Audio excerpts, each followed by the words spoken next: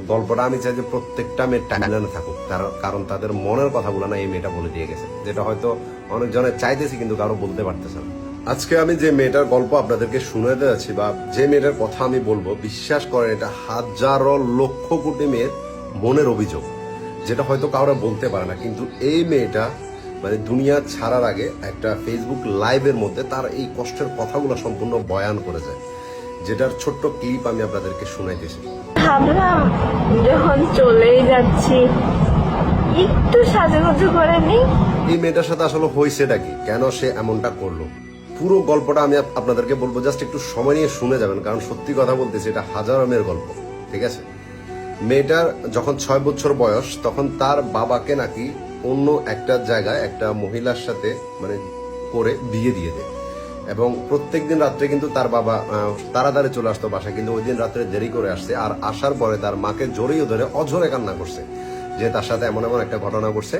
তো পরে অনেক চেষ্টা করার পরেও মেয়েটার বাবা হয়তো এখান থেকে আর বাইর হতে পারে না। দেন এই বিষয়টা নিয়ে মেয়েটার মা রাগ করে তার বাবার বাড়ি থেকে তার নানার বাড়িতে চলে যায়, এবং মেয়েটার বয়স তখন 6 বছর। সে সবকিছু দেখতেছিল কিন্তু কিছু বলতে পারতেছিল না।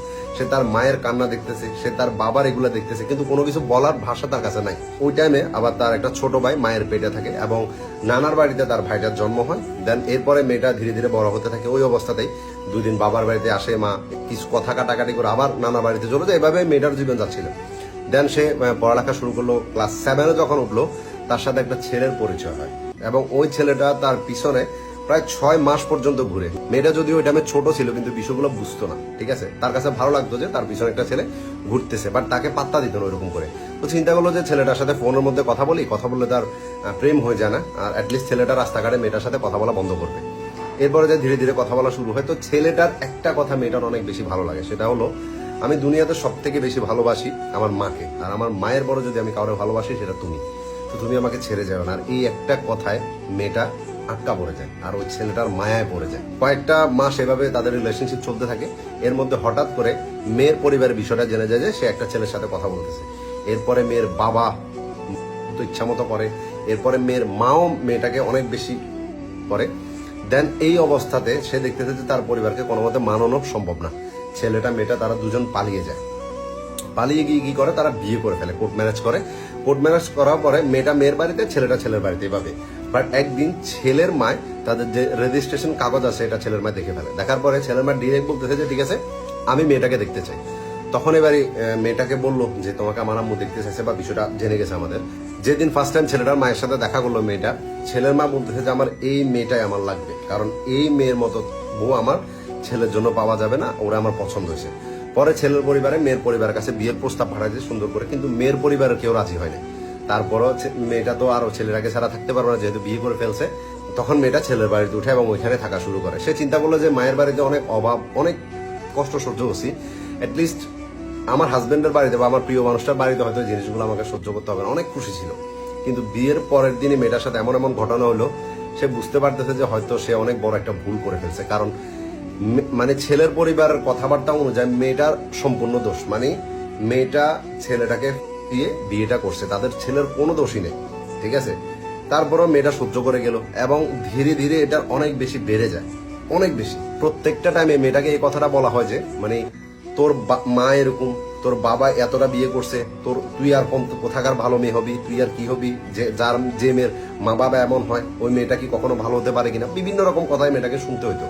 আর এগুলো শুনতে শুনতে শুনতে শুনতে মেয়েটা ডিপ্রেশনে চলে যায় পুরোপুরি, মানে পুরোপুরি একদম বলতে পারেন যে আপনার তার যে জ্ঞান হোশ এগুলো সব চলে যাচ্ছিল। কারা কাছে বল, মা আছে, মার জীবন নিয়ে একটা টেনশনের মধ্যে পাথরের মতো গেছে তার মাও। বাবা তো নতুন বিয়ে করে বাবার মতো আছে, মানে কাউকে বলার মতো সে ওই মানুষটা নাই। যে প্রিয় মানুষটার হাত ধরে আসছে তাকেও ঠিক মতো সে কথাগুলো বলতে পারে না। যখন তার পরিস্থিতি এমন হয়ে গেছিল তখন ছেলের পরিবারের সবাই মনে করছে যে মেয়েটাকে হয়তো ভূতে আসর করছে, এবং বিভিন্ন রকম কবিরাজের কাছে তাকে নিয়ে যায়। কিন্তু কখনো কোনো কবিরাজ তার যে ভিতরে এটা বুঝতে পারে না। কবিরাজ বলতেছে যে মেয়েটার কিছু হয় না, ও এমনিতে গুলো ঢং করতেছে। পরে যখন দেখতেছে যে মেয়েটার পরিস্থিতি ঠিক হচ্ছে না এবং সে নিজেকে নিজে অনেক বেশি আঘাত করতেছে, তার হাতের মধ্যে বিভিন্ন রকমের আছে, পরে ছেলের পরিবারে সবাই ভাবলো যে তার হয়তো মানসিক ডাক্তার তাকে দেখাতে হবে, এবং মানসিক ডাক্তার দেখানো শুরু করে। ওইখানে চিকিৎসাধীন থাকা অবস্থায় কিন্তু কথাগুলো তো বন্ধ হচ্ছে না, ওষুধ খাইতেছে, সবকিছু করতেছে, কিন্তু যে কথাগুলো বন্ধ হতেছে না। মেয়েটার ব্রেনের মধ্যে কথাগুলো ঢুকতে ঢুকতে ঢুকতে ঢুকতে কলিজার মধ্যে লাগতে লাগতে লাগতে লাগতে একটা সময় আসলে এবার মেয়ে বলতেছে যে একটা সন্তান নিতে হবে, সন্তান নিলে হয়তো সবকিছু ঠিক হয়ে যাবে। এসএসসি পরীক্ষা দিতেছিল, তখন চিন্তা করলো যে ঠিক আছে তাদের এই আশাটাও পূরণ করা যাক, এবং একটা মেয়ে সন্তান সে দুনিয়াতে নিয়ে আসলো। কিন্তু ওই যে এগুলো বন্ধ হইতেছিল না, নিতে পারতেছিল না সে কোনো মতে। আর কান্নাকাটি করতো অনবরত, কাউরে বলার মতো নাই যে কাউরে বলবে এরকমও কেউ নাই, কারণ তাকে কেউ ভালোবাসতো না, না তার কথা কেউ শুনতে চাইতো। সবাই তারা শুধু একটাই কথা বলতো যে মা এমন বাবা এমন, তো মেয়ে কেমনে ভালো হবে। মেয়েটা একটা কথা বলছে যে আমি কি আমার মারে বলছিলাম যে তুমি নতুন করে জীবন শুরু করো, তোমার হাজবেন্ডকে তুমি ছেড়ে দাও, সেপারেশন নিয়ে নাও।